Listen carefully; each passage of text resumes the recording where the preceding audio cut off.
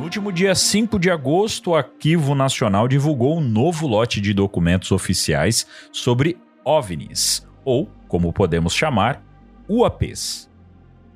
SINDACTA significa Centro Integrado de Defesa Aérea e Controle de Tráfego Aéreo. São 4 desses centros espalhados pelo Brasil.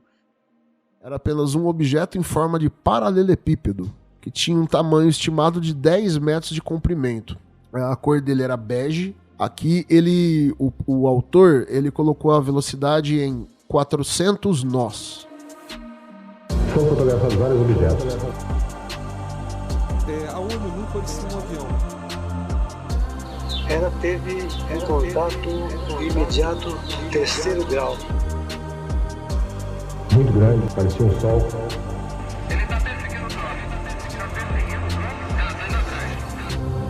A aeronáutica não divulga os resultados de suas investigações sobre objetos aéreos não identificados. Ela pegou e bateu assim no meu ombro, embaú, e seguiu o caminho. Contato.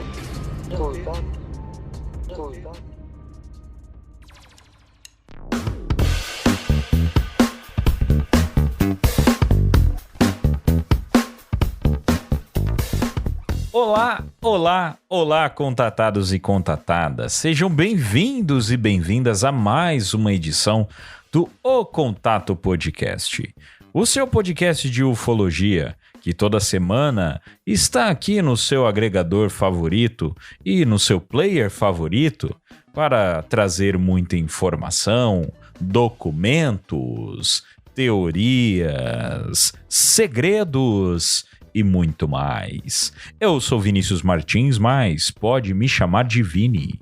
E lá em Jaboticumento. Ô, louco, fiquei com medo até uma hora aí. Gustavo Cornaccioni de volta com a gente, meu caro urso grisalho, como estás? Rapaz, urso grisalho tá estranho isso aí. Como peludo, um homem peludo, um homem parece Tony Ramos. Parece Tony Ramos, não mais respeito. Tony Ramos parece comigo. Então, pela idade eu acho que pode ser mesmo. Então sabe, por aí. Entendeu? É um urso, cara. É um como ursão. eu estou nesse momento, já que você está falando da minha aparência física, estou nesse momento, eu tô gravando no quarto da minha filha, né? Tem um espelhão aqui na frente, aqui na escrivaninha dela. Eu tô de frente pra esse espelho pensando, caramba, como eu tô bonito, velho. É assim então, que eu tô. Respondo sua pergunta? Aí, ó. É disso que eu estou falando. Sabe quem tá bonito também? Lá em Taubaté, o homem da barba negra, Eduardo Oliveira. O Fox Barba. O Fox Barba vai falar que é o pirata da ufologia. O pirata da ufologia é nosso amigo Reginaldo. O Eduardo tá mais pro lenhador da ufologia. O lenhador da ufologia. Esse pode ser sim. Pode ser muito. Pode ser. Cada lenhado uma minhoca. Aqui em Taubaté, mais um dia no paraíso. Mais um dia no paraíso. Ele continua dizendo que Taubaté é um paraíso. Eu quero só fazer Ele criou um bordão dele, ele tem o bordãozinho dele agora. Ele criou mais um dia no paraíso, é isso aí. Eu mais roubei um dia o bordão de algum lugar, né? Provavelmente. Pode ser Cabe também. aí ao ouvinte descobrir de onde foi. Quem sabe? Olha o easter egg como vem. Mas o que é um roubo, né? Qual que é o problema? É uma inspiração, né? Vou fazer uma ressalva aqui. No nosso grupo de apoiadores, esses dias fizeram uma... E eu vou até denunciar quem foi, cara. O Flávio, nosso amigo do Desperta News, me faz uma pergunta. Tá. Tem uns 8 Flávio. Todos é o grupo de apoiadores dos Flávios agora, né?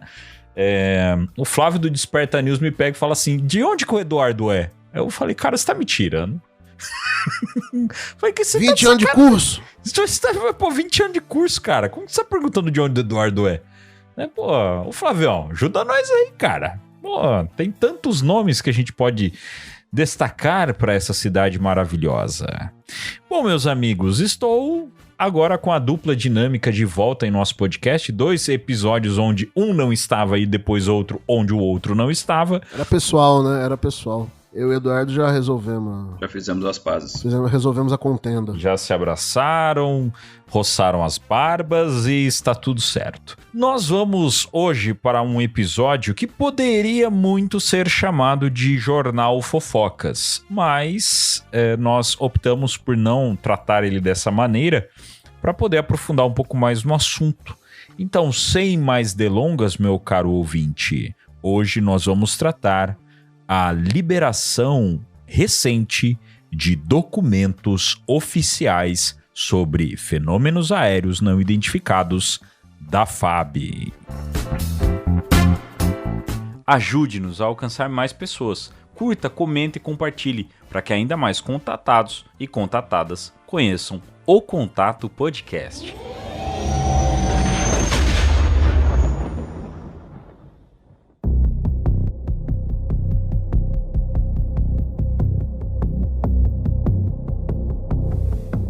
No último dia 5 de agosto, o Arquivo Nacional divulgou um novo lote de documentos oficiais sobre OVNIs, ou, como podemos chamar, UAPs, trazendo à luz informações dos arquivos confidenciais da Força Aérea que abrangem o ano de 2023.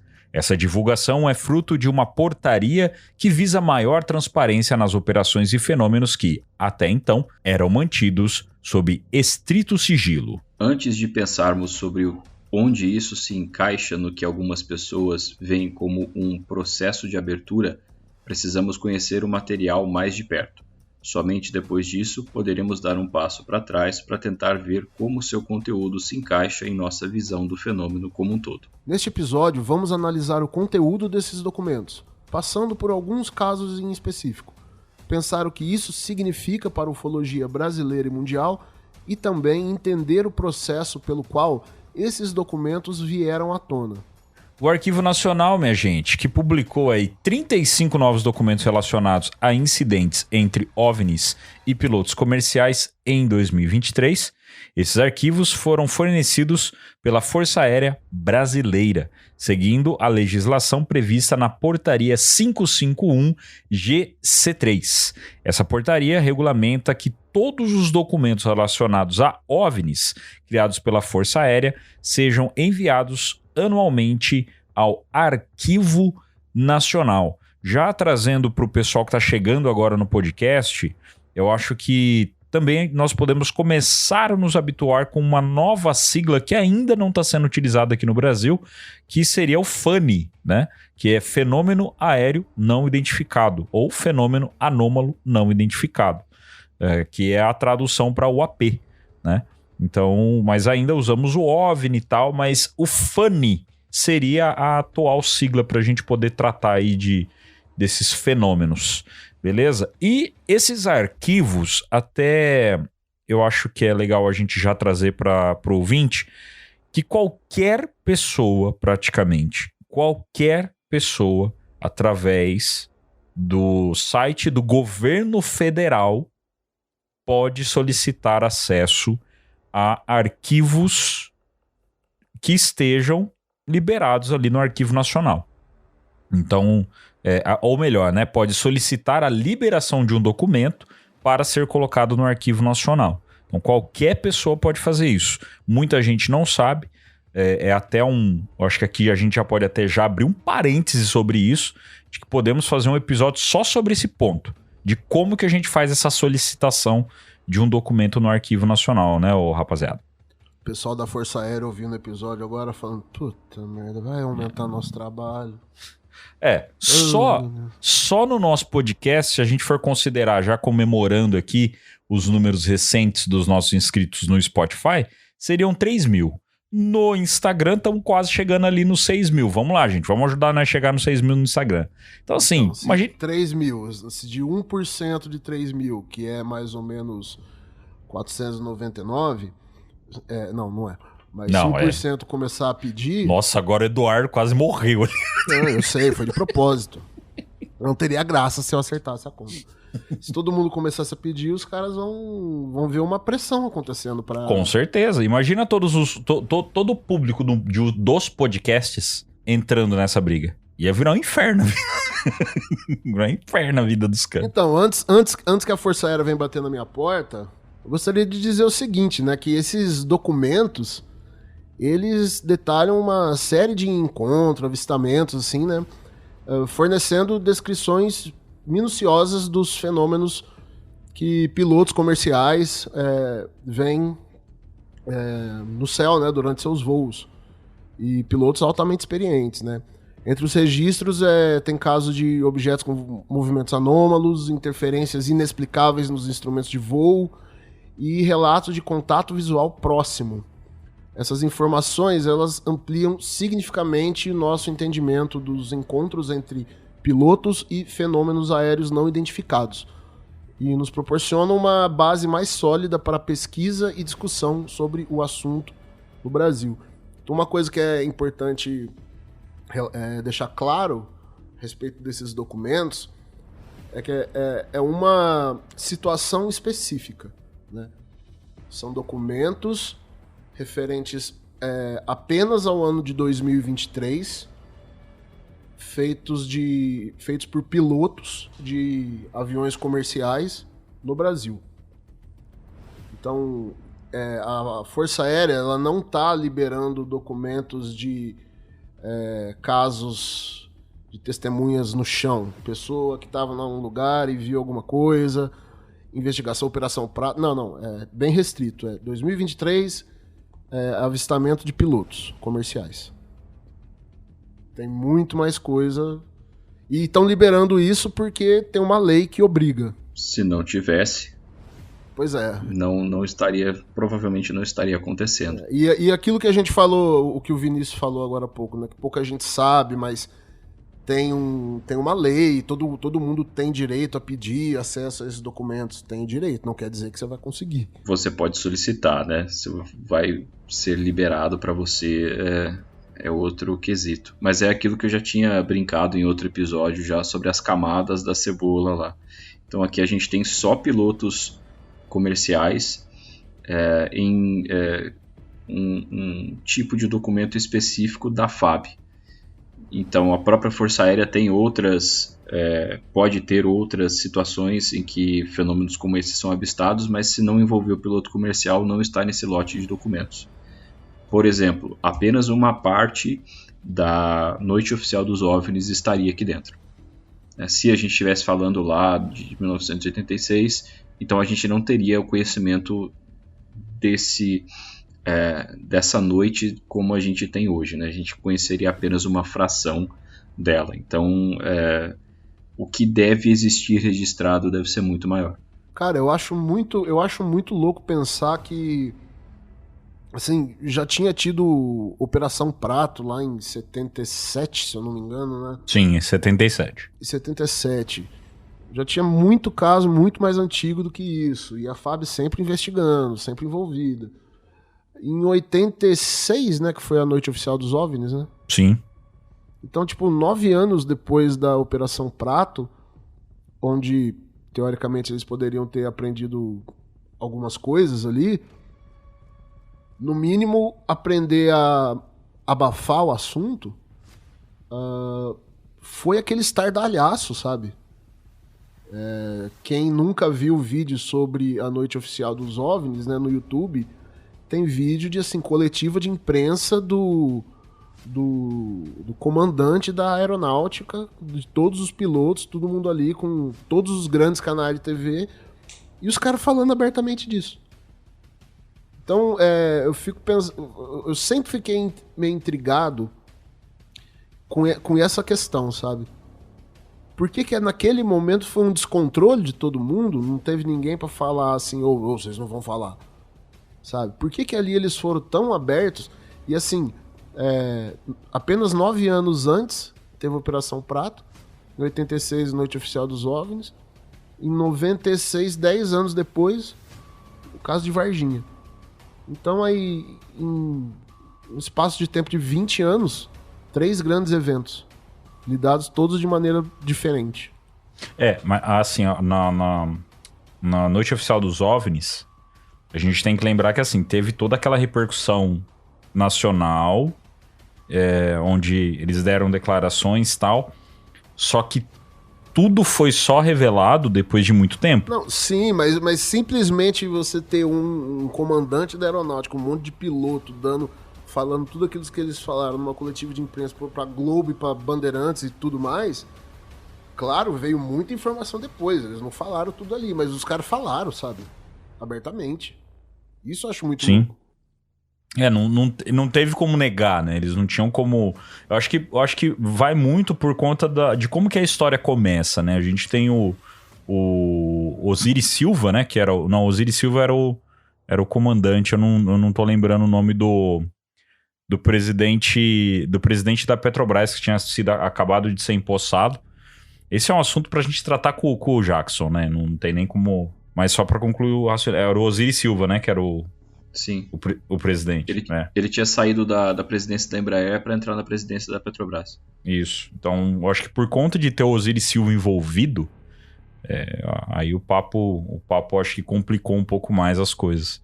Mas é um papo pra gente estar com o Jackson aqui, porque tanto que o Jackson tá pra fazer livro O Jackson novo. tem o livro da Noite Oficial. Ele tem é o maior pesquisador que a gente tem hoje da Noite Oficial dos OVNIs e tem livro novo dele pra sair, ele tem coisa nova pra trazer, enfim, é um papo que vai longe, né? Mas é legal a gente trazer que a Noite Oficial dos OVNIs, se tivesse acontecido hoje, ia ser um pouco mais complicado pra eles acobertarem qualquer coisa, por conta dessas leis, por conta desse conhecimento que o pessoal tem em cima desses documentos que a gente consegue puxar do Arquivo Nacional, né? Isso que é um ponto importante aí. Antes da gente começar a dissecar esses documentos e conhecer alguns casos que eles abordam, vamos entender um pouco sobre como eles foram liberados. Para isso, a gente precisa começar falando sobre quem publicou, qual foi a instituição que liberou isso, né? Tornou isso público, que foi o Arquivo Nacional. Vinícius Martins, afinal de contas, o que é o Arquivo Nacional? Mas meu caro Eduardo Oliveira e meu caro Gustavo Cornacchione, vocês sabiam que o Arquivo Nacional é uma das instituições mais antigas existentes no nosso país? Menino! Ele foi fundado por um decreto lá em 1838. Como diz o nosso... Meu caro Gustavo Cornacchione, você ouviu o termo que nosso amigo Eduardo Oliveira trouxe no episódio passado? Eu adorei. O termo nhenhento... 500 anos, eu adorei esse termo, cara. Há 500 anos atrás, em 1838, Dom Pedro II, no dia 2 de janeiro de 1838, fez aí fundou o Arquivo Nacional lá na sede, né, que a sede dele que é no Rio de Janeiro ainda, no número 21 na rua Santa Teresa, no bairro de São Cristóvão. Então, sim, caro ouvinte, o Arquivo Nacional ele não é só um computador gigante não, tá? Ele tem a sua base física. Ele é uma instituição pública brasileira responsável pela preservação e gestão dos documentos e registros de interesse histórico, cultural e administrativo do país, funcionando como o principal repositório de documentos oficiais e históricos do governo federal brasileiro. Então, para vocês terem uma ideia, o Arquivo Nacional é onde conta boa parte da história do nosso país.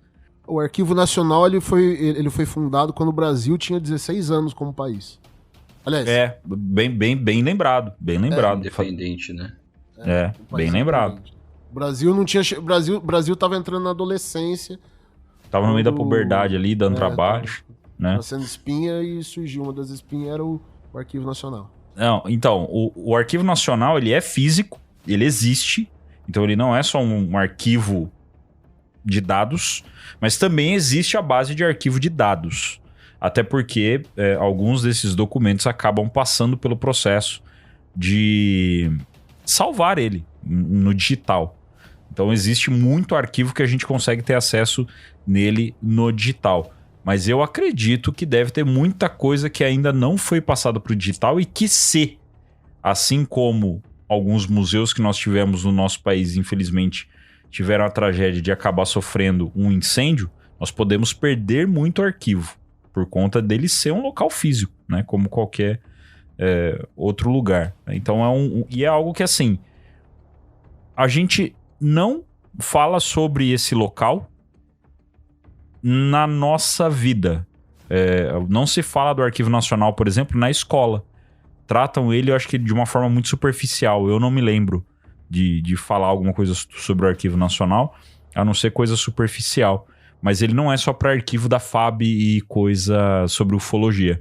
Ele também tem questão cultural, do Brasil histórica. Tá lá, né? É a história inteira do Brasil. Então, esse ponto aqui é para conhecimento geral da nação, não é nem só sobre ufologia. Bom, mas afinal, quais são os objetivos do Arquivo Nacional, né? Ele tem principalmente 4 funções, né? Uma é a preservação, que inclui guardar e conservar documentos importantes para garantir que permaneçam acessíveis para gerações futuras, né? Então, sabe, uma carta de Pero Vaz de Caminha, de 400 e tantos anos, 500 e tantos anos aí, tem que cuidar. É um documento histórico. Aquilo, se não ser tratado com condições ideais, é destruído em pouquíssimo tempo. Outra função do Arquivo Nacional é quanto à organização. Manter os documentos organizados e catalogados para facilitar a pesquisa e a consulta. Por quem? Por quem quiser pesquisar. Acesso. Facilitar o acesso à informação pública e promover a transparência por meio da disponibilização de documentos para a sociedade. Então, além de um aspecto histórico, tem um aspecto político também, né? Que envolve todo e qualquer processo de transparência do governo e das instituições do Brasil. Documentos sobre todos os processos eleitorais do Brasil são arquivados no Arquivo Nacional. E outra função é de pesquisa. O Arquivo Nacional apoia e fomenta a pesquisa histórica, científica e acadêmica com base nos documentos preservados. Então, além de tudo, o Arquivo Nacional é uma instituição de apoio à pesquisa. Então, assim, o Arquivo Nacional ele também atua em iniciativas de digitalização e modernização para melhorar o acesso remoto aos documentos e garantir a preservação dos registros em formatos digitais. O Arquivo Nacional é a instituição responsável pela preservação dos documentos que contam a história do Brasil, né? Ou seja, é um arquivo nacional. É isso. Muito bom! É estimado que o acervo do arquivo tenha mais de 60 milhões de documentos, incluindo textos, fotografias, mapas e outros tipos de registros. Entre os documentos preservados estão registros fundamentais para a história do Brasil, como eu brinquei agora, né? Por exemplo, os documentos da Proclamação da República, o acervo da ditadura militar e outros. Mais de 10 milhões de imagens digitais de documentos já foram disponibilizadas pela internet através do portal de pesquisa do Arquivo Nacional. A instituição hoje conta com uma equipe de cerca de 300 funcionários, incluindo historiadores, arquivistas, conservadores e outros profissionais especializados. Além da sede no Rio de Janeiro, também possui unidades regionais em diferentes estados brasileiros, como Brasília, São Paulo e Belo Horizonte, que também contribuem para a preservação e gestão dos documentos em nível regional. Cara, imagina no que mais está perdido no meio desses arquivos que podem ser importantes para questões como essas que a gente trata aqui. A gente comentou agora há pouco sobre solicitar acesso a arquivos da FAB e tal, mas você pode solicitar acessos a arquivos de quaisquer instituições brasileiras, né? E assim, o processo de arquivamento nem sempre ele deixa claro qual é o conteúdo daquele documento, tá? Então, o processo não é assim tão simples quando você quer buscar termos ou assuntos específicos. Então, em algumas situações, se você não souber o código daquele documento, por exemplo, ou seja, se você não sabe da existência desse documento, você vai ter muita dificuldade para conseguir ter acesso a ele, né? Isso é uma outra camada do problema aí, mas eu acho que, como eu comentei no começo, né, para quem acha que isso faz parte de um processo de abertura e tal, Então, isso também tem que ser mais organizado dentro dessa abertura. É realmente uma abertura ou não? A questão não é essa. A questão é que, em nível de organização mesmo, isso poderia ser mais transparente. Ô, Du, você é um cara que eu admiro pra caramba o seu nível de estudo. Você e o Guto, eu canso de elogiar vocês no nível de estudo de vocês. O Guto eu sei que já.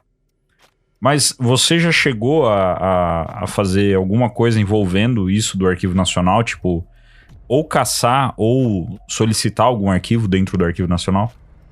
Solicitar arquivo diretamente não, mas eu já fiz pesquisas dentro de lotes de arquivos que saíram, coisa que saiu especialmente de 10 anos para cá, quando a FAB começou a liberar alguns lotes de documentos. Mas, a título de exemplo, se não me engano, o Rony Vernet, ele teve alguns desafios para conseguir arquivos não me lembro se da Polícia Federal ou da FUNAI, a respeito de ocorrências com FANES. Acho que era da Polícia Militar com a FUNAI. Então, assim, quer dizer, se você não sabe que por exemplo, a FUNAI tá registrando isso, você nunca vai ter acesso. Entendeu? Então é complicado para você realmente chegar na informação que você quer. A iniciativa de publicação é boa e tal, legal, mas primeiro você tem que saber que o documento existe. E aí, quando existe uma estrutura que visa justamente impedir que o público tenha acesso a essa informação, ou pelo menos existiu no passado, você conseguir acesso a isso agora vai ser mais difícil. É mesmo informação que está liberada lá, não é uma busca fácil. Eu já fui pesquisar arquivo lá também, que entre os lotes que já tinham sido liberados e assim, não foi coisa rápida, sabe? Se você já não tem alguma informação, um nome de alguém, alguma pista, fica bem difícil. E ele não é muito intuitivo, né? Não é. Então tá aí, gente. Pra quem quer se aventurar nessa brincadeira, a gente pode deixar no link do episódio as inscrições, né, do Arquivo Nacional. Inclusive até no grupo esses dias o Flávio, do Sparta News, mostrou que ele estava tentando fazer uma requisição de um arquivo. É um processo um pouco chato.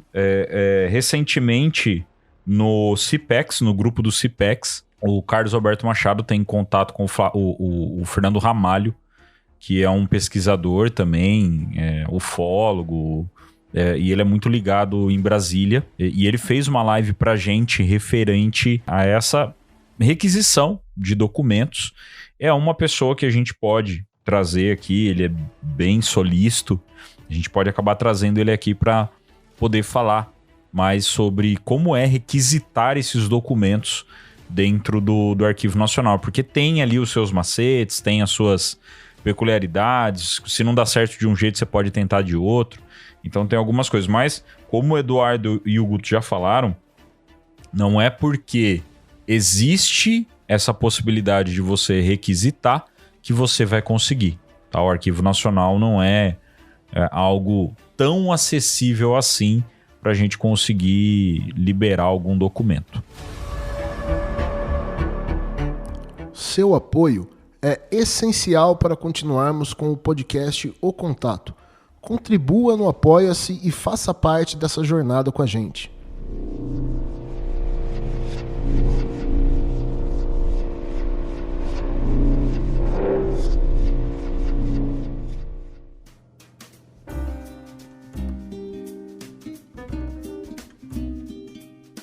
Mas como arquivos de um tema tratado sempre com tanto sigilo pelas Forças Armadas de todos os países, foram parar no Arquivo Nacional.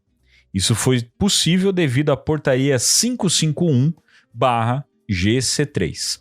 A portaria de 2010 regula a questão e transparência dos documentos sobre objetos voadores não identificados no nosso país. Ela define diretrizes para a conservação e acesso a documentos sobre OVNIs produzidos pela Força Aérea Brasileira, a FAB. Emitida pelo Comando da Aeronáutica, ela determina que documentos sobre OVNIs da FAB sejam enviados anualmente ao Arquivo Nacional. O objetivo é assegurar a preservação, organização e transparência dessas informações, permitindo acesso público a dados sobre fenômenos aéreos não identificados. Então, é uma portaria existente desde 2010, ou seja, época de Noite Oficial dos OVNIs, não existia essa portaria, nós não teríamos como ter acesso a possíveis documentos, apesar de que houveram essas liberações dos áudios e tudo mais referente à Noite Oficial dos OVNIs. Mas coisas que vieram depois de 2010 referente à Força Aérea Brasileira e tem relação com o fenômeno aéreo não identificado, com os FANES, né, com os OAPs, enfim. Agora tem um monte de sigla para a gente poder falar. Todos devem estar no Arquivo Nacional, enviados anualmente. Bom, a portaria determina que a FAB deve transferir anualmente todos os documentos sobre OVNIs para o Arquivo Nacional, incluindo formatos físicos e digitais desses documentos. Eles devem ser analisados quanto à classificação de sigilo, sendo desclassificados quando apropriado antes do envio. Isso é importante. Documentos sigilosos devem ter períodos de sigilo definidos. O Arquivo Nacional é responsável pela preservação e acesso público dos documentos conforme a legislação. E isso aqui é uma outra coisa que eu acho bem interessante de prestar atenção. Que é o seguinte, a implementação das diretrizes cabe ao Gabinete do Comando da Aeronáutica, GC3, e ao Centro de Documentação da Aeronáutica, que devem seguir procedimentos e prazos estabelecidos para a transferência. Então, assim, a portaria, ela nasceu dentro da aeronáutica. Ela foi emitida pelo Comando da Aeronáutica. Ela é relacionada a OVNIs, né, avistamentos de objetos anômalos não identificados, e esses documentos que vão ser analisados são exclusivamente de casos relacionados a pilotos de aviação comercial. Agora, quem fiscaliza isso tudo é a própria aeronáutica, né? Através do Gabinete do Comando e do Centro de Documentação da Aeronáutica. Então, quem recebe e quem fiscaliza o que está sendo feito a respeito desses documentos é a própria aeronáutica, que ainda tem a questão do sigilo, né? Não é porque a aeronáutica recebeu um relatório de um piloto ano passado que ela é obrigada a publicar esse relatório no ano seguinte. Vai ter a questão do sigilo. Então, vai ter coisa ali, pode ter coisa ali, que pode ter uma questão de tempo para que aquilo seja publicado pelo nível de confidencialidade dele. Então é importante ter isso em mente quando a gente for analisar alguns casos e pensar, se isso aqui eles liberaram, o que eles não liberariam? E essa classificação de sigilo, a vencer essa classificação, ela pode ser reclassificada. Exato. E aqui, assim, a gente tem essa portaria, então, ela vem da própria Força Aérea e, de acordo com ela, a própria Força Aérea faz todo esse trabalho e aí, depois que passar por todos esses filtros, encaminha para o Arquivo Nacional que disponibiliza para o público. Então, na verdade, a maior parte desse processo é feita pela própria FAB. Me parece um pouco o Chaves vendendo do suco para ele mesmo, sabe? Muito bom. Então, a princípio, se você já tinha a ideia de sigilo, você pode continuar mantendo a ideia de sigilo, pelo menos em algum nível, tendo nas suas próprias mãos todo esse processo. Não existe uma entidade independente da FAB, dentro ainda do governo federal, por exemplo.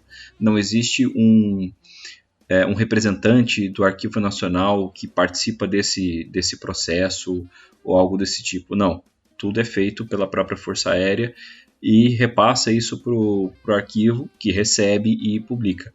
Mas quem realmente determina o que vai sair... Não apenas publica, né? Ele vai receber, vai catalogar tudo, depois vai publicar, né?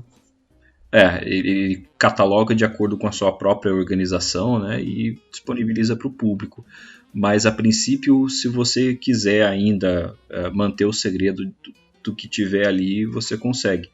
E se, por exemplo, você tem ali, sei lá, 20 arquivos para serem liberados sobre um período.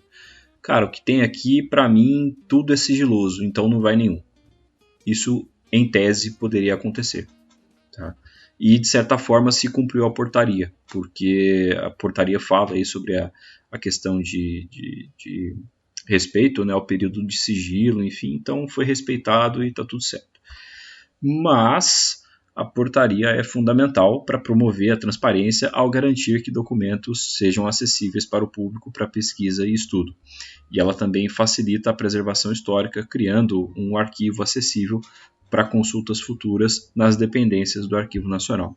Além disso, também estabelece uma estrutura organizada para transferência e conservação desses documentos, assegurando uma gestão mais eficiente, que é a gestão do próprio Arquivo Nacional, que é uma instituição, como nós vimos, que foi criada para fazer isso, para conservar e gerenciar arquivos importantes para a história do Brasil e disponibilizá-los para o público.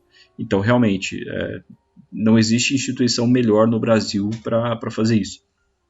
Então, a iniciativa da FAB de passar isso para o Arquivo Nacional, eu considero louvável, plenamente justa, mas em termos de abertura, como a gente tinha falado, cara, respeito ao sigilo aqui, então muita coisa pode ficar no filtro ainda. Eu acho que essa portaria também, por mais que a gente saiba que ela é uma forma de dar alguma coisa, mas escondendo todo o resto, eu acho que ela também acaba sendo consequência daquela aproximação que teve entre os ufólogos da Comissão Brasileira de Ufologia, né? O Gevaer, o Petit, quando eles fizeram até visita ao Sindacta, fizeram campanha por liberdade de informação. Então, assim, eu acho que foi uma forma de, talvez, da Força Aérea dar alguma coisa, sabe? Fazer sei lá, alguma forma de jogo político. Não que eles precisassem, talvez, mas se eles não quisessem... É o famoso, não vou dizer cala a boca, mas é tipo assim, ó, tá bom, toma aqui. É isso aqui que vocês querem, toma. Sim, mas eu não quero com isso menosprezar o trabalho dos caras da CBU, sabe? Não, jamais. Eles conseguiram, o que eles conseguiram foi inédito. Até nessa live com o Fernando Ramalho, ele mostrou as fotos desse encontro aí do pessoal da CBU lá. Acho que eles foram lá no Sindacta, e foi bem assim. Teve bem essa explicação lá. Então eles chegaram, eles foram convidados pela FAB. Eu entendo até de uma forma legal assim. Não foi uma forma de falar... Fica quieto aí, você estudo, e é isso aqui que tem. Não, eu achei legal, eu vejo mais como uma forma de recompensação pelo trabalho que os caras fizeram, naquela época ainda, e aí a Fábio pegou e falou assim, pô, os caras estão fazendo um trampo aí, que eu acho que vale a pena a gente dar uma atenção, né, vamos mostrar pelo menos o mínimo que a gente tem. E aí a história é muito legal, porque assim, eles chegaram lá, puderam tirar foto, entraram lá, tudo, até chegar a um determinado lugar. Chegou num determinado lugar, é só assim, ó, agora é o seguinte, a partir daqui, vocês não podem mais tirar foto, vocês não podem fazer mais nada. A gente vai mostrar pra vocês o que a gente tem. E eles tiveram acesso aos documentos. Então, por isso que eu acho que eu vejo mais como uma recompensa pelo trabalho árduo que foi feito pela CBU naquela época. E aí a Fábio pegou e falou, não, vamos mostrar para os caras que eles estão num caminho e que eles não estão maluco, né? Eles estão indo num caminho e é um caminho que é válido. E foi nisso. E aí vem as próximas páginas da história, né? Aí é onde começa a ter as próximas liberações. Então eu vejo uma baita conquista, cara, desse pessoal da CBU. Uma baita conquista. Eu acho muito legal. Essa história contada pelo Fernando Ramalho eu achei muito top. Muito massa mesmo. Porque ele deu muito mais detalhe, né, pra gente. Então é uma história que eu acho que a gente já pode até começar a mexer nesse caldo aí de trazer ele aqui pra contar essa parte pra gente, porque é algo que a maioria do pessoal que acompanha ufologia sabe que aconteceu. mas não sabe exatamente como aconteceu, né? Quais foram os detalhes, os desafios, enfim. Então é uma história bem maneira pra gente acompanhar. Vamos entrar agora um pouco sobre os documentos, né? Alguns desses documentos que foram liberados. Os pilotos brasileiros de aviação comercial começaram a preencher fichas de controle de tráfego chamadas Hotel, para registrar avistamentos de OVNIs a partir de 1954. Essa medida foi adotada para padronizar e facilitar a documentação e investigação desses fenômenos pela Força Aérea Brasileira. Os arquivos liberados contêm 35 relatórios preenchidos por pilotos comerciais brasileiros. Tais fichas são preenchidas imediatamente após o pouso. As fichas são entregues à Força Aérea Brasileira. Os 35 documentos relatam avistamentos feitos por pilotos comerciais em todos os meses de 2023. Os meses com maior número de relatórios foram janeiro, fevereiro e junho, sendo janeiro com 7, fevereiro com 7 e junho com 6 relatórios preenchidos por esses pilotos. Cara, se você tem 14 avistamentos feitos por pilotos, você tem em 2 meses, você tem uma onda ufológica, né, velho? Com certeza. E o certeza. que ficou retido no sigilo? Pois é. Entendeu? Que a gente não tem acesso, né? Cara, são 35 relatórios, então 35 eventos em 12 meses. É quase 3 eventos por mês. Quase 3 relatórios por mês. É muita coisa, cara. O ano todo. Falando sobre como são esses relatórios, né? Esse relatório ele é uma peça padronizada. Então, todo piloto comercial vai ter que responder as mesmas perguntas. Ele é praticamente um questionário de cima a baixo e lá no fim o piloto vai ter algumas linhas para ele deixar um comentário dele e ele termina tendo que indicar qual dos sindactas acompanhou ele durante o voo, né? Sobre a área de qual sindacta do Brasil isso ocorreu. Eu queria pedir para os meus 2 mosqueteiros aqui explicar para o pessoal o que é o sindacta. Essa eu vou deixar pro Eduardo, porque Eduardo, ele, depois do Jackson Camargo, cara, é ele que manja sobre a Noite Oficial dos OVNIs. Então a gente só não entra efetivamente com o Eduardo na Noite Oficial dos OVNIs, porque é algo especial pro Jackson. Mas o Eduardo é outro cara que manja muito. Então, meu caro Eduardo Oliveira, por favor, nos traga informação sobre o Sindacta. Bom, Sindacta significa Centro Integrado de Defesa Aérea e Controle de Tráfego Aéreo. São 4 desses centros espalhados pelo Brasil. Um em Brasília, outro em Curitiba, o outro, se não me engano, fica em Manaus e um fica em Recife. Acho que é isso mesmo. Tá bom. Peraí. Eu só quero deixar claro para o nosso caro ouvinte. Nós colocamos o nosso amigo para falar disso. Não está na pauta o que é a sigla do Sindacta. Ele simplesmente mandou. Então, eu acabei de provar o que eu acabei de falar, né? Salva de palmas. Uma salva de palmas. Editor, bota uma salva de palmas. Continue, meu caro. Bom, são 4 desses centros, né? O que eles fazem? Como está no nome, Defesa Aérea e Controle de Tráfego Aéreo. Então, a centralização, afinal é um centro, a centralização das operações de controle de tráfego é feita através dessas instituições da Força Aérea. E cada uma delas é responsável por uma área específica. Então, o Sindacta em Manaus é responsável pela região amazônica, né, que vai ali desde do norte do Mato Grosso, pega toda a região mais ao norte ali do Brasil, até o Maranhão. Aí depois passa para o Sindacta 3, que é o Sindacta que fica em Recife, que vai até o norte de Minas Gerais. Aí depois, na maior parte da região sudeste, é o Sindacta de Brasília, e a região sul do Brasil é o Sindacta 2 lá de Curitiba. Tá? Se não me engano, a divisão é essa. Posso estar enganado, mas é mais ou menos por aí. Tá? Então, o tráfego aéreo é centralizado, né, tem o seu controle centralizado nesses locais, nesses centros de operação. E aí, caso aconteça alguma coisa, como na noite oficial dos OVNIs, né, algo muito fora do comum e seja necessário acionar a defesa aérea, essa operação de defesa também será centralizada nessa equipe. Né? Então, Centro Integrado de Defesa Aérea e Controle de Tráfego Aéreo, SINDACTA, por isso. Não são as únicas instituições da FAB responsáveis por controle de tráfego aéreo, mas centralizam esse controle.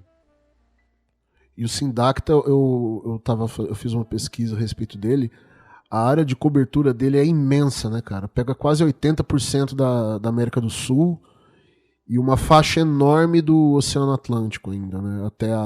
Em direção à África. E é interessante que, por exemplo, no Brasil, essa função toda também está na mão da Força Aérea, né? Existem países onde é uma agência civil que cuida dessa questão do controle de tráfego e compartilha informação com a Força Aérea local também. Por exemplo, nos Estados Unidos, né? Você tem lá Exato. a FAA, né? Que é tipo uma ANAC dos Estados Unidos. A gente brinca que é como se fosse uma ANAC, mas elas têm funções que são concordantes e outras que são diferentes. Por exemplo, o controle de tráfego. Essa discussão de passar o controle de tráfego aéreo para mãos civis no Brasil, ela existe já há bastante tempo. Tá? Desde sempre, né? Que Sim. nunca foi controle de tráfego aéreo, foi responsabilidade da sociedade civil, né? No Brasil nunca foi, mas em vários lugares do mundo ele é. Por que no Brasil não poderia ser? Justamente pensando que a gente gostaria de desenvolver a aviação no Brasil e tal, seria interessante passar isso para a mão de civil. E é um dos argumentos que se dá. Agora, se você passa esse controle de tráfego para a mão civil, essa parte do SINDACTA, parte dela vai acabar e ele vai ficar só com a defesa aérea, por exemplo. Né? Seria então o Centro Integrado de Defesa Aérea, CIDA, sei lá, né? numa brincadeira aqui. É o que acaba acontecendo nos Estados Unidos, né? Porque na prática eles têm duas entidades que controlam o tráfego. Tipo, a Força Aérea está de olho no tráfego aéreo dos Estados Unidos, talvez muito mais que a FAA, sabe? E elas devem trocar informações, né? E algumas informações não. É justamente para que a Força Aérea cumpra a sua função de entrar em ação caso aconteça um ataque, por exemplo, como foi no 11 de setembro. Sim. A Força Aérea tinha acesso ali ao... Inclusive, essa parceria foi repensada depois do 11 de setembro, mas a Força Aérea teve acesso ali a informações a respeito de tráfego aéreo e tal, e pôde também interferir, ordenando que todo o tráfego aéreo nos Estados Unidos fosse baixado quase imediatamente. Né? Então, aqui no Brasil existe essa discussão há algumas décadas, pelo menos, tá? Mas, por enquanto, segue o jogo do jeito que está.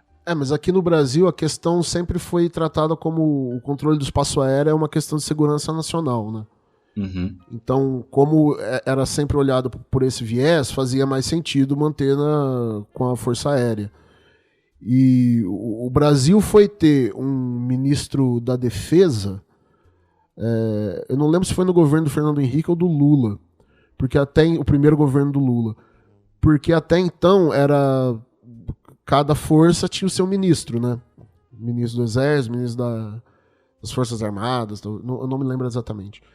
Mas foi ter ministro da Defesa só ali no fim dos anos 90 e início dos anos 2000 que passamos a ter o civil cuidando dessa pasta, né? Coisa que na maioria dos países, nos Estados Unidos pelo menos, que é a maior potência aí militar, sempre foi controlado por um civil. Né? Talvez um ex-militar, às vezes, era secretário de defesa, mas já estava aposentado. O Ministério da Defesa acho que foi criado em 2000 ou 99, alguma coisa assim, mas foi no final já do segundo governo do Fernando era no Henrique. governo do Fernando Henrique Cardoso. Isso.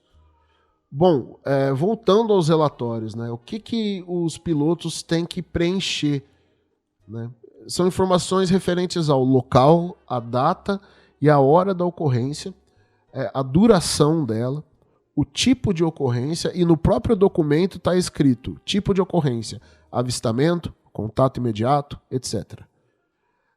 O modo como a observação foi feita, se foi a olho nu ou com equipamentos, por exemplo, pelo radar, se há evidências físicas da ocorrência, qual era a visibilidade e as condições meteorológicas, a quantidade de objetos avistados, sua forma, tamanho, cor, a velocidade, a distância, o comportamento, a trajetória, o tipo de som, os rastros, e se houve algum fenômeno paralelo, né? Se os equipamentos falharam, esse tipo de coisa. Outros pontos que a gente também tem são as informações sobre os observadores, então tem que colocar a capivara completa ali da pessoa. Nome, RG, CPF, endereço, telefone, e-mail, empresa, conta, CNPJ, tudo. O voo que ele estava pilotando, né? Tipo de aeronave, a rota.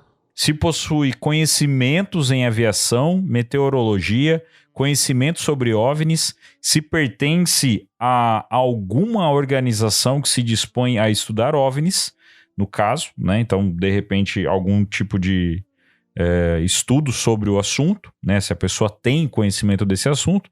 Ou se ela participa de um grupo de ufologia, né? Isso é interessante, hein? Esse ponto é interessante pra caramba. Muito capciosa essa pergunta, hein? Muito, muito interessante. Agora, vamos até o fim para poder falar sobre essa parte. Mas espaço para observações de pessoais do piloto, né? Então se tinha essa questão. E, por fim, qual organização militar da Força Aérea foi informada sobre a ocorrência. Então esses são alguns pontos que tem que ter nesse relatório. Agora, voltando sobre essa questão de que se a pessoa participa de algum grupo de estudos de ufologia, se ela conhece meteorologia, se ela tem conhecimento sobre o fenômeno e tudo mais. Como disse o Eduardo, é uma pergunta um tanto quanto capciosa, né? Um tanto quanto traiçoeira. Sim. Por quê? Se você pegar e falar, não, eu faço parte de grupo de ufologia, eu sei que isso era um OVNI. Não, pera aí, amigão. Então, pra você você colocou teu... Não, mas não só isso, né, cara? Vem cá, bota teu nome, teu RG, teu CPF, teu endereço, teu celular, teu e-mail, a empresa que você trabalha, tudo. Põe tudo aqui. Agora fala pra mim, você tá falando que você viu um negócio no céu, né? Você faz parte de grupo de ufologia, você acredita nisso? Você faz parte? Então, você entende por que tem um monte de piloto que prefere não falar? Aqui eu vejo um erro, assim... Não vou dizer que é um erro crasso, mas não pensaram tanto nisso, né? Porque não é necessário pedir tudo isso de informação. Com o nome completo, RG e CPF, os militares, obviamente, conseguiriam encontrar isso sem problemas. Mas é tipo tradição, porque no fim o cara tem que assinar esse documento. Entendeu?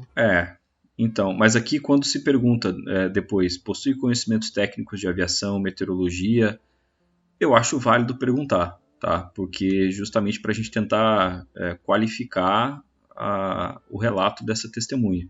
Então, é uma pessoa que não sabe absolutamente nada sobre aviação. E eu tenho o relato de alguém que é um super expert ali, é um aviador muito, muito experiente, e outro é o passageiro que chegou perto de um avião pela primeira vez na vida. A visão que essas pessoas vão ter, a princípio vai ser a mesma, mas a interpretação delas daquilo vai ser muito diferente. Sim, claro. Meteorologia também. Você sabe que existem nuvens lenticulares? Você sabe que tem nuvem em forma de disco? Sabia disso? Não, então, aquilo que você viu pode ser uma nuvem. Entendeu? Então, aqui eu acho plenamente válido colocar isso no formulário realmente para qualificar a testemunha. Agora, possui conhecimento sobre OVNIs? Pertence a alguma organização que se dedica a estudá-los ou observá-los? Cara, isso aqui me parece assim... Eu consigo entender o sentido dessas perguntas estarem aqui, mas eu acho que elas poderiam ter sido formuladas de outra... com outras palavras, sabe? Sim. Porque uma pessoa que se dedica, faz parte de uma organização que se dedica a esse estudo... Cara, ela tem uma propensão muito maior a ver alguma coisa que ela acha estranha. Sim. Tá? Então, essa pergunta é meio que uma armadilha. Também é uma forma de armadilha aí também. Também pode ser uma forma de armadilha. Se a gente pensar que isso aqui é feito desde os anos 50, também pode ser uma forma de a FAB buscar informações a respeito desses grupos. Existem outras, mas é uma delas. Não, mas eu não digo a respeito disso só. Isso também, mas uma armadilha no sentido de que, assim, se a pessoa coloca que ela acredita nesse assunto e que ela faz parte de grupos, esse relato passa a perder um pouco de crédito. Fica mais fácil para eles não levar a sério, porque tem todo o estigma em cima da história e tudo mais.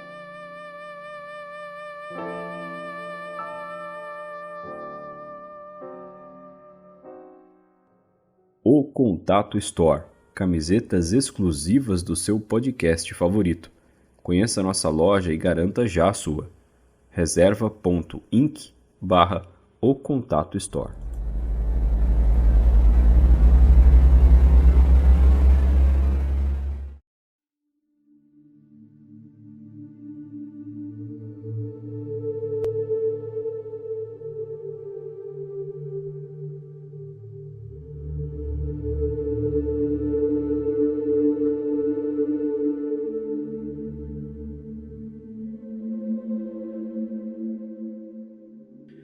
Bom, meus caros, vamos ao que interessa para esse povo maravilhoso de meu Deus que está nos ouvindo.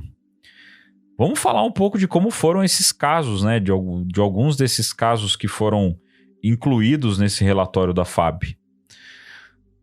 O primeiro relatório é o relatório de número 855. O que tem nesse relatório? O local dele foi lá em Ilha Comprida, início de Ilha Comprida. Lá interior sul, Litoral sul do estado de São Paulo. Litoral sul do estado de São Paulo. Quase chegando ali no Paraná já, né? Para quem não conhece ali, Ilha Comprida, Iguape, né? Essa região mais ou menos. Foi no dia 21 de janeiro de 2023, às 2 horas da manhã. O avistamento teve uma duração aproximada de 40 minutos. Foi somente um avistamento. A observação foi a olho nu, com prova em vídeo. A visibilidade constante, com luzes à distância, que aconteceu nessa situação, e o céu estava totalmente claro. Mas uma coisa que é importante deixar claro aqui. O início do avistamento foi em Ilha Comprida, litoral de São Paulo. O final do avistamento foi em Navegantes, Santa Catarina. Ah, sim, verdade. Então, assim, era um voo que estava indo de São Paulo para Florianópolis, talvez, ou de São Paulo para Porto Alegre. Aí, quem for piloto pode saber melhor. E às 2 horas da manhã, e durou 40 minutos. Então, um belo tempo de voo, observando a olho nu, e um dos pilotos ou copiloto tentou fazer um vídeo. Os objetos foram observados de 4 ou 5 objetos. A distância entre eles era variável, a luz era forte, tamanho variável, cor branca, velocidade. Aí que o negócio começa a ficar estranho. Porque aqui entra onde a gente fala que tem que tomar cuidado. Só que é onde eu falo, a gente tem que entender esses relatos, porque uma coisa é o relato do piloto vir dizendo que era uma luz que ficou seguindo o voo por longas distâncias, sempre ali naquela posição e tal, mudando levemente de posição, o que pode ser facilmente confundido com um astro. Agora, quando o relato vem com velocidade no mínimo Mach 8, que é equivalente a 9.800 km por hora, como a altitude de objeto, né, a altitude do objeto a 12.000 metros, eu acho que a gente tem que dar um pouco de atenção. O comportamento do objeto era movimento circular, formando um círculo entre eles. Ora, os objetos se aproximavam, fechando o círculo, ora, se afastaram, aumentando o círculo. Lembrando que eram 4 ou 5 objetos. A trajetória deles era de oeste para leste, não emitia som e não deixou rastros. E as testemunhas foram 6 dados sobre o autor do relatório, tinha nível superior, possui conhecimento em aviação e meteorologia, não possui conhecimento sobre ufologia, Não faz parte de organizações de estudos sobre OVNIs. Observação da testemunha. O espanto foi em decorrência das luzes e movimentação dos objetos não corresponderem a um satélite, meteorito, lixo espacial ou qualquer outro tipo de fenômeno conhecido. O órgão que foi informado foi o Sindacta 2 de Curitiba. Então, esse primeiro relato ele já traz aí um ponto interessante. A pessoa se diz não conhecedor de ufologia e também não faz parte de nenhum grupo de ufologia. Então ele não tem conhecimento sobre o fenômeno ufológico, né, de como ele costuma se comportar e tudo mais. Só que ao mesmo tempo é uma pessoa que tem conhecimento sobre aviação e meteorologia, é um piloto. Nível superior tal, provavelmente é um piloto. Provavelmente, pelo que é dito, quem mais viu esse objeto com ele foi tripulação e copiloto. 9.000 km por hora e tudo mais, eu acho. E o fato de não ser uma pessoa envolvida no assunto, eu acho que já é o bastante pra gente dar uma credibilidade legal. Mas, enfim, é um relato.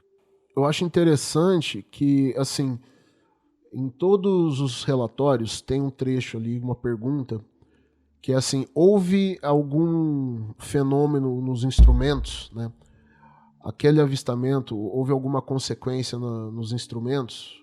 Nesse caso, ele coloca que não houve nenhuma interferência nos instrumentos do voo, que eles viram a olho nu e tiveram uma prova em vídeo, né? Então a prova em vídeo provavelmente algum deles ali dos pilotos ou da tripulação filmou. Agora, se não houve interferência, agora eu deixo até uma pergunta para o Eduardo, eles avistaram a olho nu, mas dá para dizer se o radar deles captou isso? Porque se ele diz que não houve interferência, então o radar estava funcionando. Ah, legal. Vamos lá.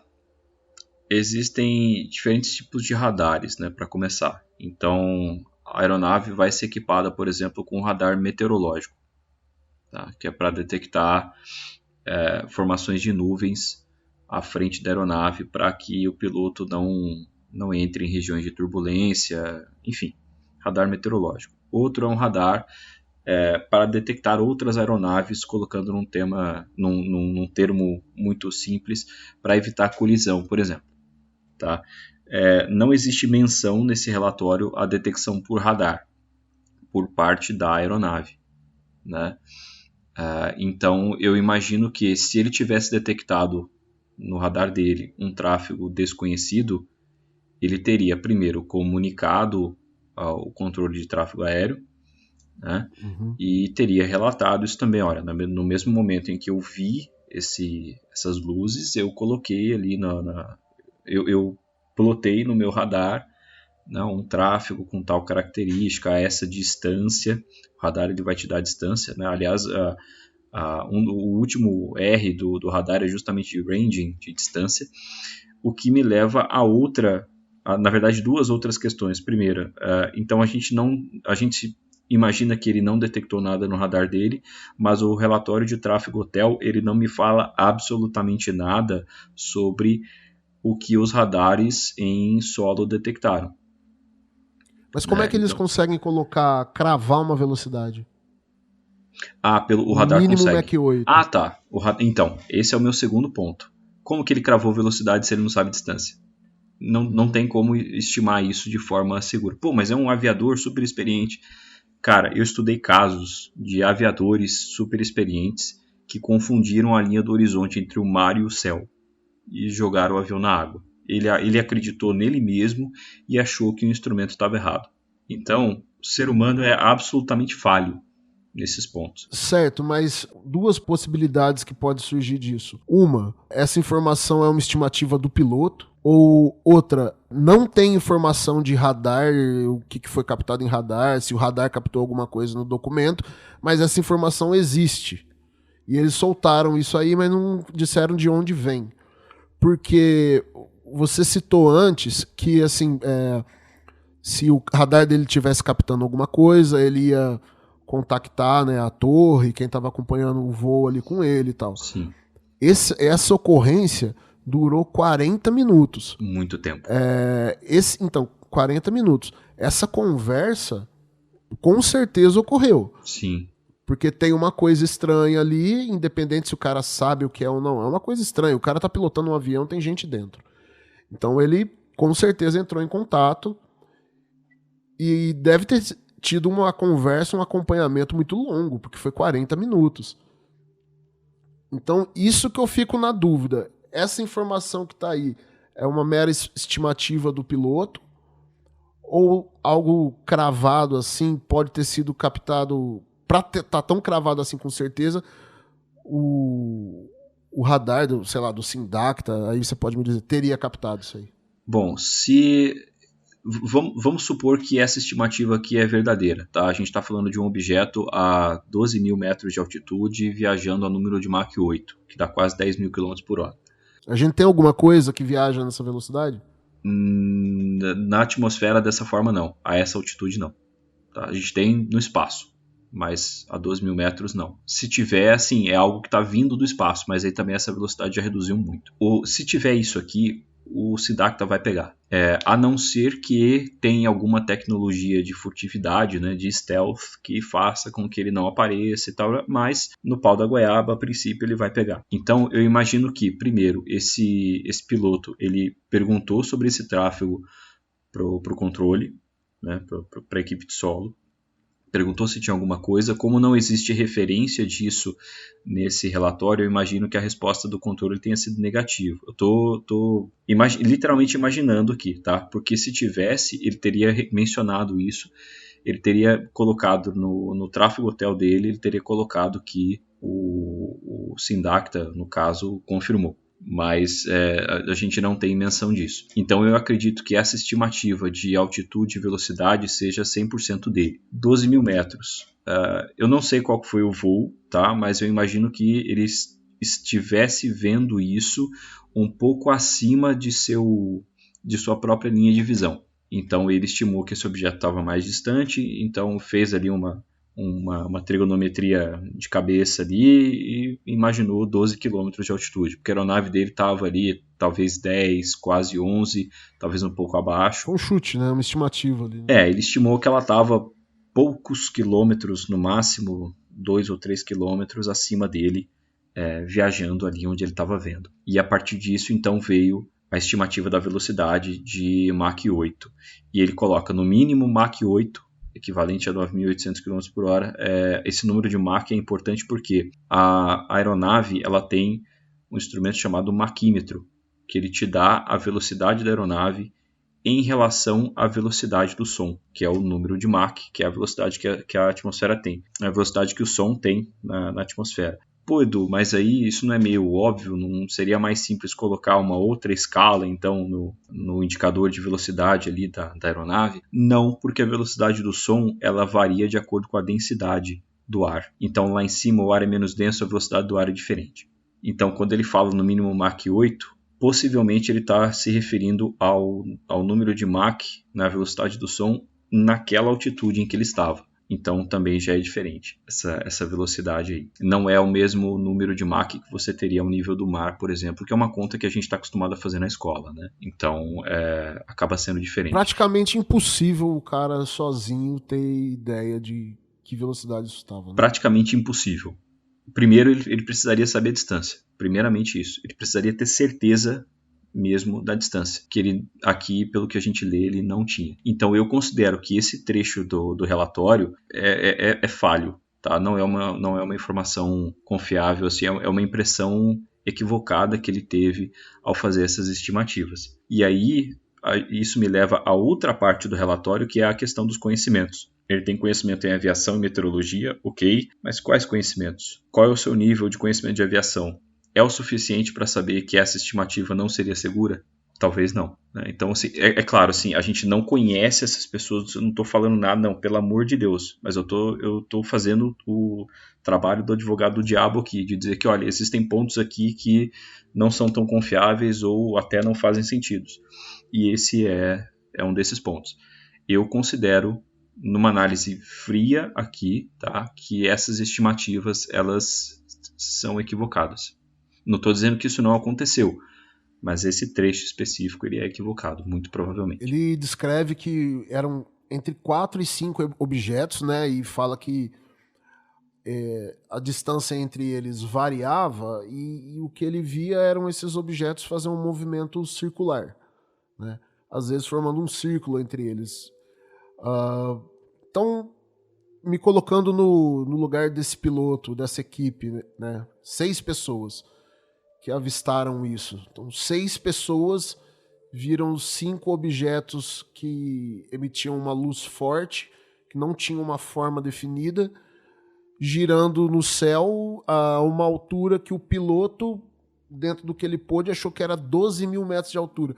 O que poderia estar fazendo isso? Para responder isso, a gente precisaria saber mais sobre a trajetória dele, que ele menciona apenas de oeste para leste, mas ele não fala, por exemplo, qual foi a porção do céu que foi cumprida nessa trajetória. Pô, de oeste para leste, é de um ponto cardeal a outro no céu? Então, depende do relatório. Tem relatório que o cara dá essa informação, mas ele dá o ponto cardeal, fala grau. Então depende muito do piloto que está preenchendo o relatório também. Sim, sim. É aquilo, vai da qualificação da testemunha, né? Aqui, primeiro teve essa questão da estimativa, que eu acho que ele se equivocou, e aqui ao descrever a trajetória ele deu uma descrição muito simples, de oeste para leste. Tá, mas em qual porção do céu, pelo menos? Ele passou na sua frente, ele passou em cima de você, ele passou por baixo da sua aeronave, por baixo a gente sabe que não foi porque 12 mil metros, né? Então, assim, eu entendo que ele viu isso, então, um pouco acima da linha de visão dele, de oeste para leste, mas não me parece ter sido um arco muito grande do céu por conta disso aqui. Por ser 40 minutos, talvez tenha o acompanhado da mesma...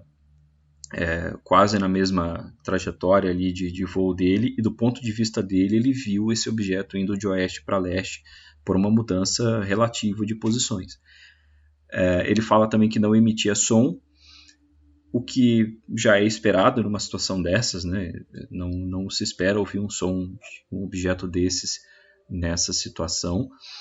Não deixou rastros, o que é interessante também porque muitas aeronaves deixam rastros a depender das condições atmosféricas, né, de umidade, pressão e temperatura e tal. Então tem dias que a gente vê que tem aquelas nuvens mais fininhas, que são as mais altas da atmosfera. A gente vê que nesses dias a facilidade é maior para que os aviões deixem rastros de condensação, e aí você vê aqueles riscos brancos, né, onde os aviões passaram. Então, se esse é um indicativo de que um objeto passou por ali nessa situação, aqui você não tem. Tá? Não significa que necessariamente vai ter, não, mas em algumas situações é mais provável. E aqui não deixou. Uma pergunta. Esse avião, esse voo aí, por exemplo, ele achou que isso estava acima dele, né? 12 mil metros de altura, foi um chute dele ali. De qualquer forma, estava acima dele. Qual seria, talvez, assim, uma média de velocidade desse voo, desse avião? Na altura onde mais ou menos ele está? Porque você conseguiu estimar, né? Falou assim, ó, eu acho que esse 12 mil, ele estimou que estava acima, mas não tanto, né? Então, se era acima, mas não tanto, esse voo devia estar o quê? Entre 9 mil, 10 mil metros de altura? Tá. A altitude por aí, de 9 a 10 quilômetros, talvez até um pouco mais. Até 11 quilômetros, assim. Tá, então, assim, o cara fez esse voo foi acompanhado durante 40 minutos por 5 objetos em forma de luz que giravam no céu, que estava sempre à frente dele, nunca ficou para trás. Durante esses 40 minutos ele acompanhou, no mínimo estava mais rápido que esse voo. Essa aeronave que estaria ali a mais ou menos uns 9 a 10 mil metros de altura, ela costuma, nessa altitude, voar em que velocidade? Vamos colocar aí 700, 800 km por hora. 800 km por hora. Então, isso aí estava mais rápido que ele, estava acima de 800 km por hora, mas não dá para estimar muito mais do que isso, né?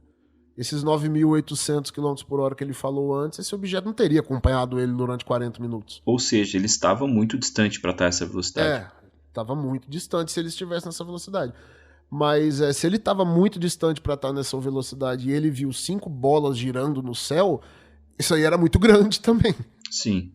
Então não. Sim. É provável que se fosse uma coisa menor, que estivesse mais perto e mais devagar do que ele estimou, né? Eu também acho.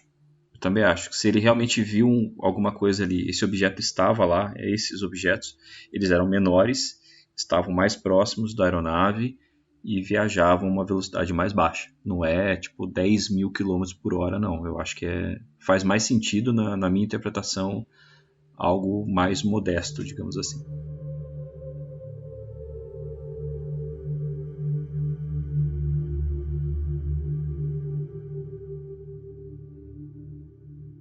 Bom, esse aí foi o relatório 855. Vamos passar para o segundo relatório que a gente vai analisar, o relatório 860. Esse relatório é sobre um evento ocorrido sobre os céus da cidade de Jaguaruna, em Santa Catarina, no dia 31 de janeiro de 2023. Então, a gente já trouxe aqui 2 casos de janeiro. O primeiro no dia 21, segundo no dia 31 de janeiro, que teve 7 relatórios feitos. Esse caso ocorreu às 11h15 da noite e a duração foi bem menor.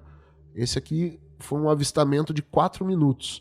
Um avistamento a olho nu, né, sem provas físicas, ou seja, eles não filmaram, não conseguiram filmar nada ou tirar foto. O autor do relatório diz que a visibilidade no céu às 11h15 da noite era boa e o céu estava limpo. Sobre o objeto avistado, ele afirma que era apenas um objeto, agora que o bicho pega. Era apenas um objeto em forma de paralelepípedo, que tinha um tamanho estimado de 10 metros de comprimento. A cor dele era bege. Aqui o autor ele colocou a velocidade em 400 nós. 400 nós, Eduardo. É um cara náutico, então, hein? Então ele já usou uma outra. Ele já usou uma outra medida aqui para velocidade. 400 nós em quilômetros por hora são 740 quilômetros por hora. Seria a velocidade desse objeto. E a distância do objeto para o avião foi de 3 metros. A altitude no documento está ilegível. Não dá para entender o que o cara escreveu ali. Talvez ele tivesse meio assustado porque um objeto de 10 metros de comprimento formado de paralelepípedo voou a 3 metros dele. Só isso. Só isso, né? O comportamento do objeto, ele descreve como voando em sentido contrário ao da aeronave com velocidade contínua. Isso eu não entendo. O negócio ficou voando em sentido contrário da aeronave por 4 minutos? Como é possível isso? E ele viu, né? Ele viu. Agora a questão é assim, a gente sabe como essas questões de fenômenos são tão bizarras e tão esquisitas, tem os relatos mais estranhos, mais impossíveis, que eu não posso deixar de pensar que isso aqui é uma tentativa do cara tentar explicar o que ele viu. Porque ali no fim do relatório tem umas 5 linhas que são deixadas para a testemunha escrever alguma coisa descrevendo o que ele viu, porque até então é só um questionário. E o cara escreveu isso, voando em sentido contrário ao da aeronave com velocidade contínua. Como? Se o negócio estava a 740 km por hora e acompanhou ele por 4 minutos. Trajetória, mais uma vez, ele coloca como... Aliás, ele não, né? Assim como no relatório anterior, esse piloto também descreveu apenas como oeste para leste. Esse objeto não emitia som. Agora, dessa vez, ele deixava um rastro de condensação de cor clara no ar. Dessa vez, também não tinha som, mas deixava esse rastro. Sobre as testemunhas, eram 2 testemunhas, o piloto e o copiloto. Ambos têm nível superior.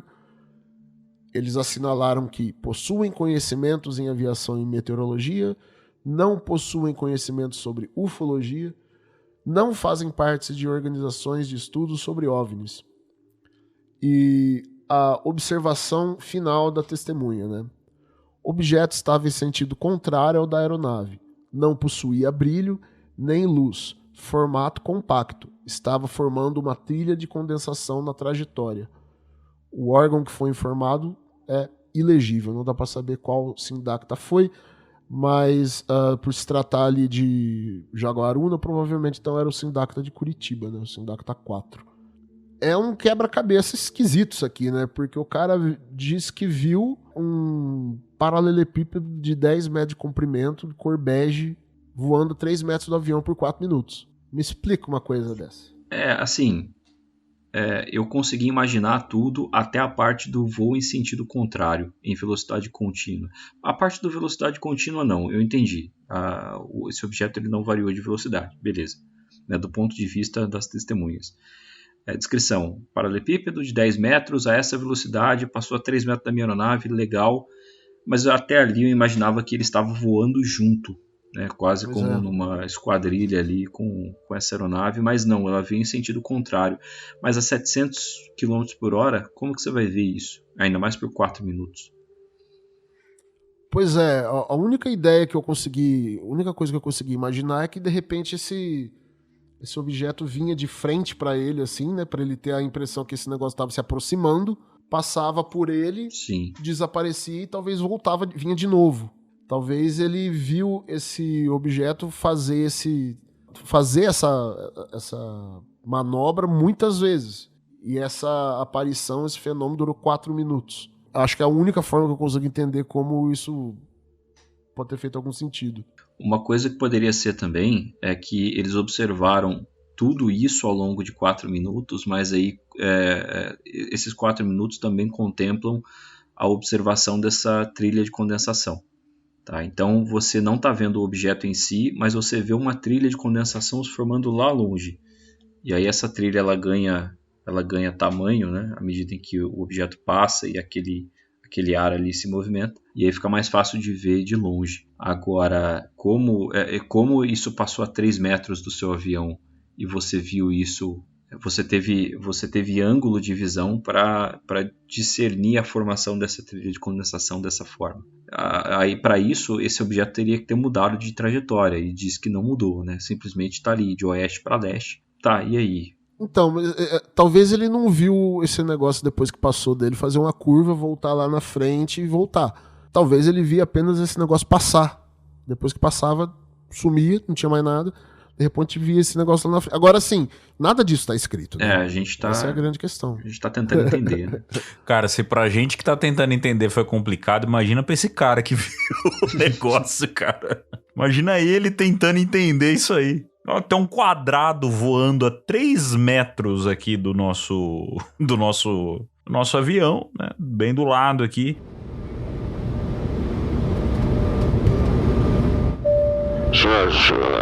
O paralelepípedo está voando agora. Se você olhar pelo seu lado direito, você vai ver um paralelepípedo bege.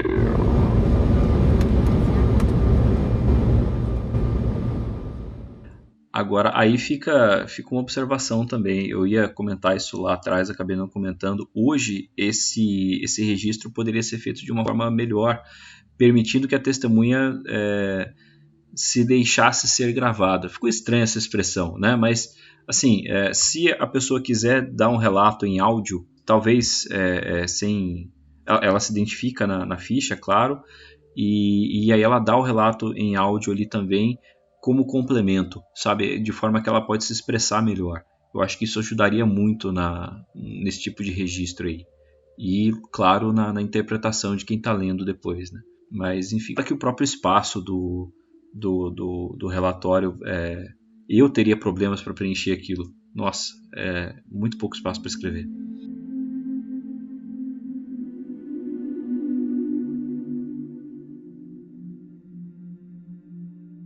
A última ocorrência separada aqui é a do relatório 874, que relata um acontecido entre Montes Claros e Confins, no estado de Minas Gerais, no dia 13 de junho de 2023. À 00:03, a ocorrência teve duração de 5 minutos, foi um avistamento a olho nu e uma filmagem por celular que foi feito também pela testemunha, um piloto. Ele disse que a visibilidade era boa com o céu aberto e foi observado um objeto sem forma definida, o tamanho não foi registrado, as cores eram de luzes brancas alinhadas, velocidade ele colocou apenas um monte de interrogações, a distância era de 37 km, a altitude 10,36 km, quanto ao comportamento se deslocavam a Mach 0.8 ou 980 km por hora, fazendo o caminho na trajetória norte e sul, sem emitir som e sem deixar rastro. Esse piloto tinha nível superior e mestrado, então nível pós-graduação, né? Possui conhecimento em aviação e meteorologia, não possui conhecimento sobre ufologia ou faz parte de alguma organização desse tipo. O órgão foi informado foi o Sindacta 1 em Brasília, como deveria de ser uma vez que aconteceu em Minas Gerais.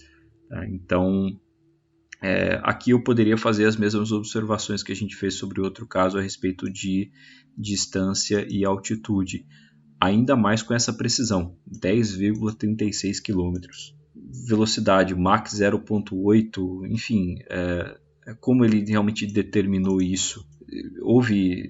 Isso aqui me parece muito o tipo de coisa que seria detectado por radar, tá? Mas aqui ele não menciona detecção por radar, apenas o avistamento a olho nu e a filmagem pelo telefone. Não existe troca de registro aqui, pelo menos de troca de informação com a torre para que o Sindacta dê a informação ali de um tráfego com essas características, então eu também não sei como ele fez essa estimativa. Se é uma estimativa feita simplesmente por ele, eu faço a mesma observação de que ele está sujeito a algum equívoco. Enfim, meia-noite 3, durou 5 minutos. Bom, eu acho que a gente pode trazer, né, as observações do outro para cá, porque nesse ponto a principal diferença para mim seria a duração. O outro durou 40 minutos, esse aqui foi muito mais rápido, mas a princípio o equívoco também poderia ter acontecido. Uma coisa que eu achei interessante, né? Tem um relatório, eu não lembro agora o número ou onde que foi, mas é do ano passado, né? Que quando chega nesse trecho sobre as testemunhas, o cara coloca lá, né, que ele é piloto, ele tem nível superior, que ele possui conhecimentos em aviação e meteorologia, que ele possui conhecimento sobre OVNIs, e aí no relatório tem escrito assim, se sim, o que você conhece ou qual o seu nível de conhecimento? Aí o piloto escreveu assim, documentários do History Channel. Muito bom. Você possui conhecimento sobre OVNI? Sim. O quê? Documentários do History Channel. Rápido, rapazes, prendam esse homem. Ô Guto, até aproveitando, você chegou a conseguir ler mais desse relatório, desses relatórios ou não? Eu li alguns, assim, eu fui... como são 35 relatórios, cara, é muita coisa. Né? Uma coisa que facilitava é que, como eles estão em formato de questionário, rapidamente eu localizei, assim, de bater o olho, algumas perguntas, né? Então, o meu critério foi ver o local, a data, o comportamento do objeto, a velocidade e o comentário da testemunha. Eu ia batendo o olho nisso. Tinha a imensa maioria não tinha nenhuma forma de evidência física, tipo vídeo ou foto, mas alguns tinham, eu diria que mais que 2 casos tinham vídeo. Houveram casos onde os equipamentos, os instrumentos do avião foram afetados, nada muito sério, mas eles relataram algumas mudanças ali na operação na observação dos instrumentos do avião. Tem casos, mas a imensa maioria foi isso, luzes no céu. Em alguns casos essas luzes acompanharam, em alguns casos elas apareceram. Há casos em que a maioria desses casos são uma luz só, mas há casos onde tem 5, 6, até 7 objetos. As velocidades, a mais rápida foi essa que a gente falou ali em cima, Mach 8. A maioria ficava aí entre... Aliás, a maioria não descrevia altitude, comprimento, velocidade, nada. A imensa maioria dos 35 relatórios só dava o formato, e era formato de estrela, sabe? Então essas pessoas viram o que chamou a atenção para eles. Eram os movimentos que essas estrelas que eles avistavam faziam, porque eles não colocaram velocidade, altitude, distância, essas coisas. a grande maioria descrevia que estrelas no céu fizeram movimentos estranhos durante tanto tempo. Isso é o que consta na maioria dos relatórios. Existem alguns que trazem um pouco mais de detalhes, que são esses 3 que a gente trouxe aqui. E esses 3, principalmente esse da questão do paralelepípedo, é o mais diferente de todos. Eu acho interessante o primeiro que a gente comentou também, que foi um avistamento de 40 minutos, foi mais longo. E há vários casos entre esses 35 onde os avistamentos não foram sobre um local, que aí acaba sendo esses avistamentos mais curtos. Avistamentos durante trajetos. O avistamento começou sobre uma cidade e terminou em outra.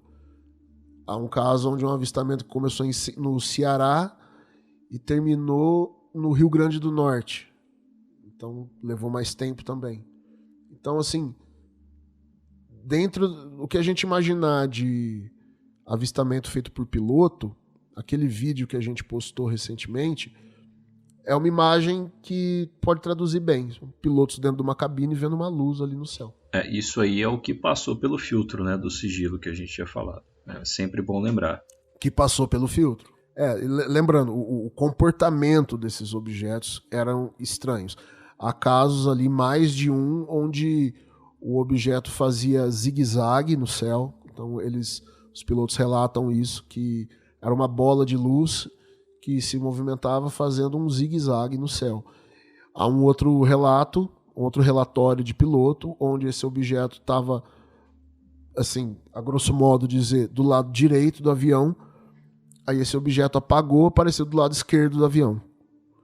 Não houve deslocamento no espaço. O negócio simplesmente apagou num canto e apareceu no outro. E foi um relato de, assim, esse relatório, esse avistamento ocorreu, levou, parece que 2 minutos, uma coisa assim.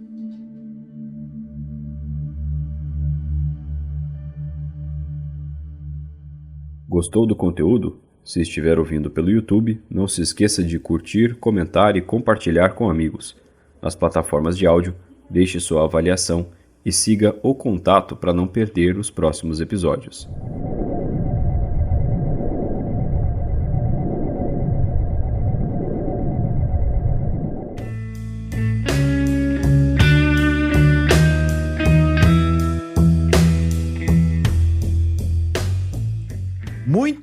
Muito bem, meus caros ouvintes. Esses foram os relatos sobre o novo relatório, né? Essa nova liberação de documentos da FAB. Esperamos que venham outros. Só acredito que essa vai ser uma leva que pode, obviamente, puxar para vários outros relatórios para a gente poder entender ainda mais esses casos. Obviamente, alguns um tanto quanto, não vou falar duvidosos, né, mas um tanto quanto interessantes ali, né, não dá pra gente entender muito, principalmente esse último relato, né, uma pessoa só viu, é uma coisa muito abstrata, então não dá muito pra gente chegar a alguma conclusão. Mas em alguns deles vão ser muito interessantes, tipo o desse retângulo voador. Então são coisas aí que valem a pena a gente ficar atento. Só para finalizar, meu caro Gustavo Cornacchione, o pessoal que quer ter acesso a esse tipo de documentos, como eles conseguem? Bom, quem quiser pesquisar esses documentos no arquivo que estão liberados pela Força Aérea no Arquivo Nacional, o jeito mais fácil, pesquisar pelo Sistema de Informações do Arquivo Nacional no Google. Você joga ali, já vai aparecer o primeiro link, Sistema de Informações do Arquivo Nacional. Por ali você vai poder acessar. Para você acessar, você tem que ter a sua conta criada no site gov.br. Se você não tem essa conta, você vai ter que se cadastrar ali para poder acessar. Mas é fácil, não é difícil não. E é importante dizer que essa informação sobre esse novo lote teria passado despercebido se não fosse o trabalho do portal UAP Brasil. Eles que publicaram essa notícia no dia 6 de agosto e a gente, como acompanha, como segue, a partir daí fizemos a nossa própria pesquisa. Então fica a menção, os créditos, que quem trouxe essa notícia primeiro foi o portal UAP Brasil. Muito bem, e para quem está ouvindo, nós iremos deixar também os links na descrição do episódio, obviamente. Muito bem, meus caros ouvintes, só para a gente lembrar vocês, nós estamos preparando um episódio especialíssimo de relatos. Então, se você tiver vontade, conhece alguém que está afim de contar uma história, ou você está afim de contar uma história, está afim de compartilhar um pouco a sua história com a gente, chega mais, fique à vontade, mande o seu relato, você pode mandar pelo nosso e-mail, que é o contatopodcast@gmail.com, ou se você preferir, manda uma mensagem para a gente no nosso Instagram e a gente vê a melhor maneira de você poder mandar esse relato para a gente. Nós queremos fazer um episódio de relatos com áudio. Então, se você mandar escrito, vai ficar um pouco mais complicado, tá? Então, mas não deixe de mandar o relato, não. Participa com a gente, é um episódio especial, porque da última vez que nós fizemos foi bem legal o episódio, é o episódio 16, que até fazendo um parênteses aqui, nós tivemos um probleminha no Spotify e esse episódio acabou saindo do Spotify, mas está nos outros agregadores, tá? Principalmente no YouTube você consegue ouvir esse episódio ainda. Então, fique à vontade, mande pra gente, nós ficaremos muito felizes. Se você não quiser aparecer, né, não quiser se expor, fala pra gente também, a gente faz toda aquela questão lá de mudar a voz e tudo mais, tá bom? Mas compartilha com a gente seu relato, será muito bem-vindo. E quero, antes da gente entrar aqui nas considerações finais, eu quero mandar um abraço pro pessoal da escola Waldorf, ou Waldorf, eu acho que é Waldorf, né? Lá de São Paulo, que é a nossa apoiadora, a Deia, né, uma companheira lá de trabalho do pessoal e vem levando a palavra do contato para todo mundo. Então, um grande abraço para a Andréia e para o pessoal da escola Waldorf, lá de São Paulo, que vem acompanhando o nosso trabalho mais de pertinho. Sejam bem-vindos ao O Contato Podcast. Meus caros amigos Eduardo Oliveira e Gustavo Cornacchione, considerações finais, meus caros?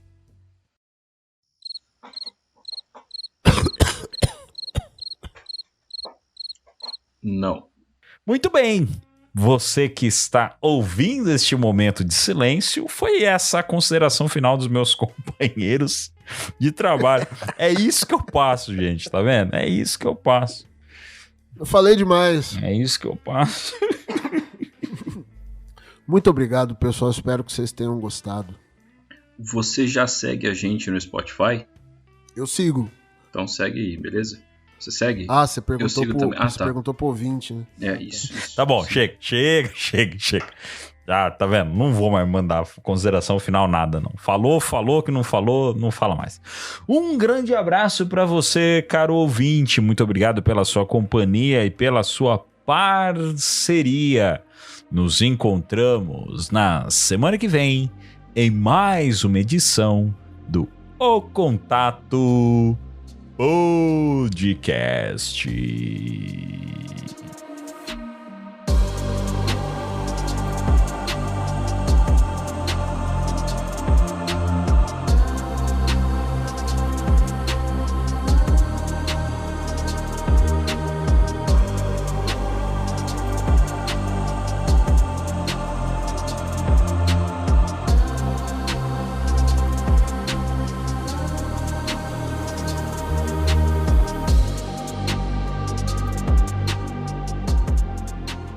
Mais alguma coisa, senhores? Não. Um pedido de Pix, talvez. Pô, esse cara tá pedindo Pix toda vez, cara. Porra. Tô pagando dívida ainda. Porra. O cara tem 5 empregos e tá pedindo Pix.